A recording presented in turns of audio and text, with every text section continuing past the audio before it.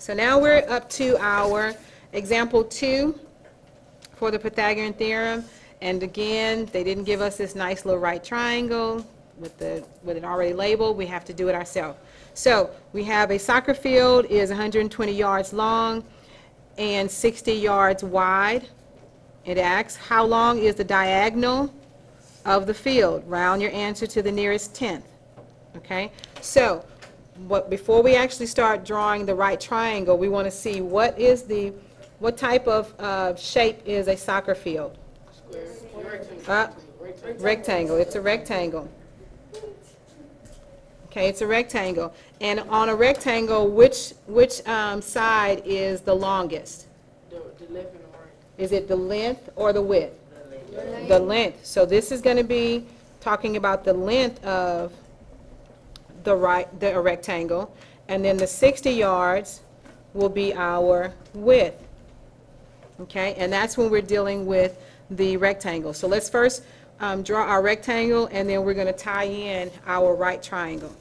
Okay, so we're going to do, I think I'll use this in. So everyone make sure you are drawing your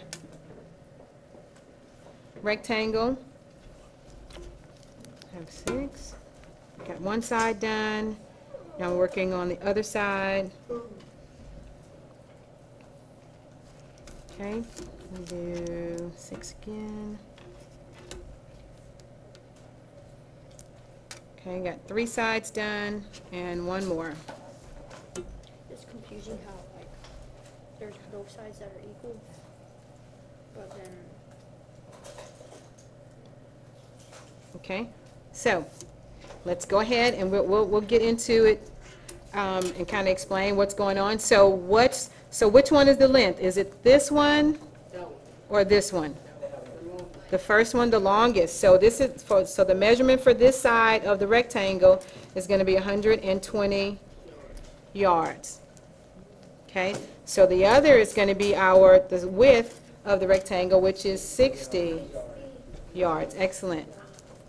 Okay, so now we have that, but it says that how long is the diagonal of the field? So that means we're going to have to create a diagonal on our soccer field. Going straight across. Straight across this way? Straight like that. like this?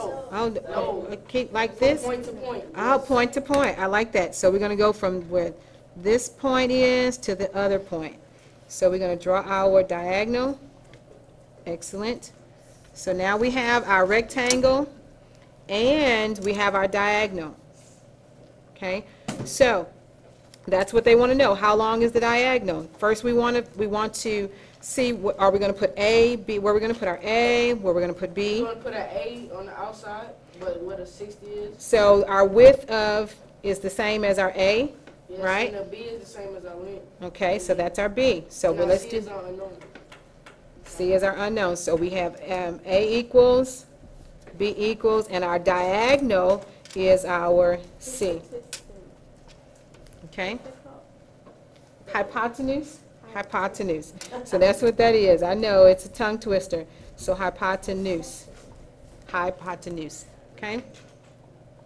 So again, just to reinforce, this is the leg, and this one is a leg. So we have our 2 legs and our hypotenuse. So we have everything labeled like we need to. Now we're going to write down our Pythagorean theorem formula. And this is the same process that I want you to do every single problem. Okay? So now we're going to substitute in values that we know for the variable. So we know what A is because we have A equals 60. So we have 60 squared plus B. We know B as well. So we're going to substitute 120. We're going to square it. And we do not know our hypotenuse or our C. So we're going to leave that as is. Okay, so I need those calculators moving again. 3,600. So 60 squared is 3,600. Excellent. And then 120 squared is 14,400. Excellent. And then we bring down our equals and our C squared. Okay, so I hear someone say that they've already added these two together. That gives us 18,000. equals c squared. And we don't want c squared, we want c. So we have to do the inverse of squaring it, which is taking the square root. I got it, miss. It's one. Oh my goodness, I cannot get all that down in one time. I need slow, Miss. 1, 3, 4. Oh, 1, 3, 4 points. Miss Carolina, can you help me out?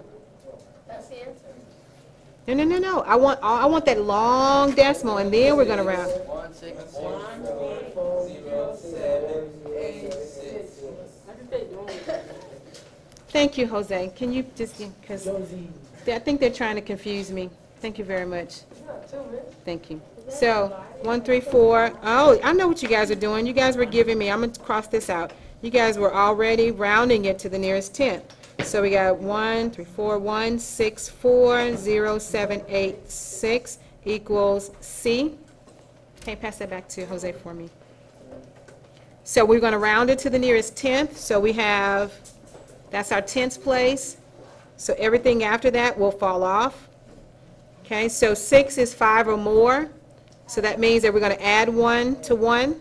So that gives us 134 and 2 what? Tenths equals C. And now we can go back to our right triangle and label our last part. So that's 134 and 2 tenths yards. We're using yards. Excellent, excellent guys. Thanks for your help.